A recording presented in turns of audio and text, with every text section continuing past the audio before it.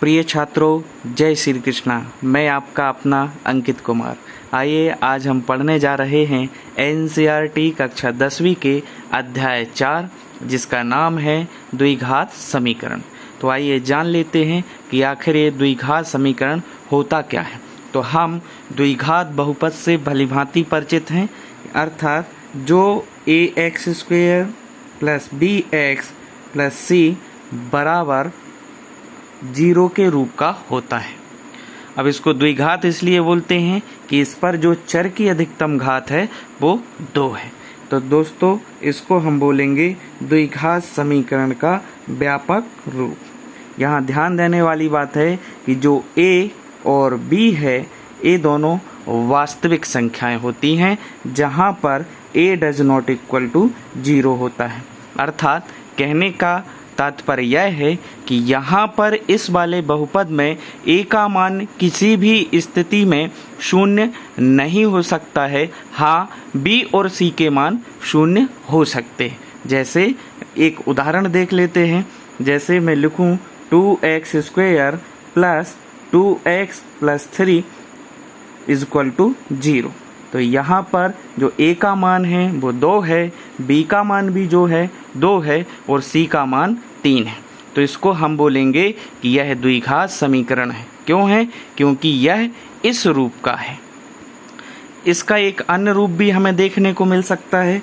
यहाँ पर यदि a = 2, b = 0 रख दें, तो जो द्विघात समीकरण का रूप बनेगा वो बनेगा 2x² +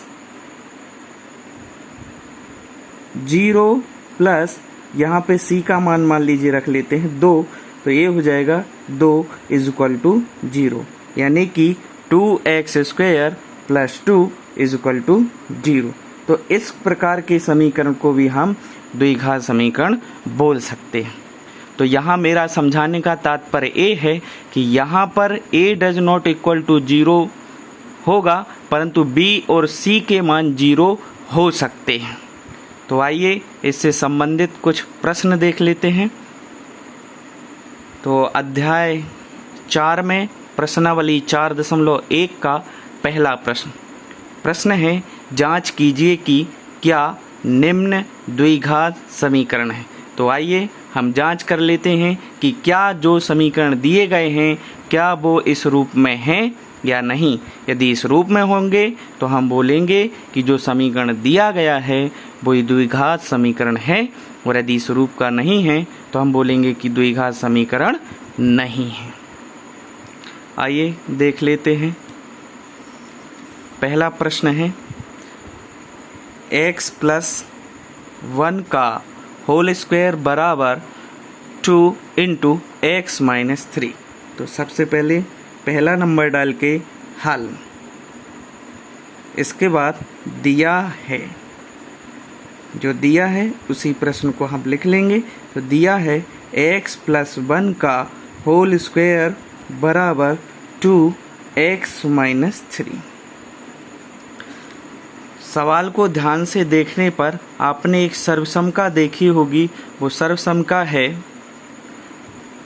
a + b का होल स्क्वायर बराबर a² + b² + 2ab। तो यहाँ पर ये सर्वसमका लगा देंगे हम। तो ये हो जाएगा, यहाँ पे जो a का मान है वो x और जो b का मान है वो 1 हो जाएगा। तो आइए रखते हैं।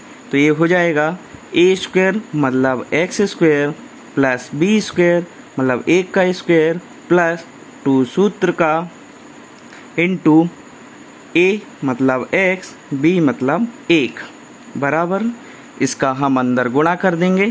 तो ये हो जाएगा 2x - 6। आइए इसको आगे सॉल्व कर लेते हैं। ये हो जाएगा हमारा x² प्लस 1 का वर्ग होता है 1, ये हो जाएगा 2 का गुणा x में होगा तो 2x, और 2x का गुणा 1 में होगा तो 2x ही आएगा। ये हो जाएगा 2x - 6। तो यहाँ ध्यान से देखिए, ये 2x से 2x कट जाएगा, समान चिन्ह है और बराबर के इस साइड उस साइड है, कट गया। शेष जो बचा उसको लिख लेते हैं। तो ये हो जाएगा X square plus 1 is equal to -6। आइए -6 को इस साइड ले आते हैं तो ये हो जाएगा एक्स स्क्वायर प्लस 1 प्लस 6 बराबर में हो जाएगा 0। तो एक्स स्क्वायर प्लस 6 और 1 हो जाएगा 7, 7 बराबर 0।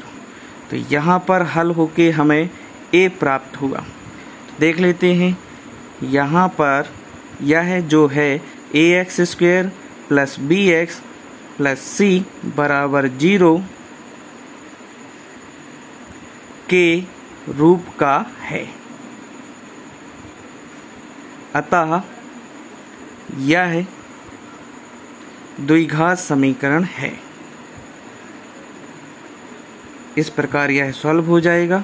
अब ये आप बोलेंगे कि क्यों है, तो यहाँ पर b और c शून्य है और a का मान 1 है, तो ये इस प्रकार सॉल्व हो जाएगा। तो आप इसका स्क्रीनशॉट ले सकते हैं। ये हो जाएगा आपका पहला स्क्रीनशॉट और ये हो जाएगा आपका आखिरी का स्क्रीनशॉट। नमस्कार।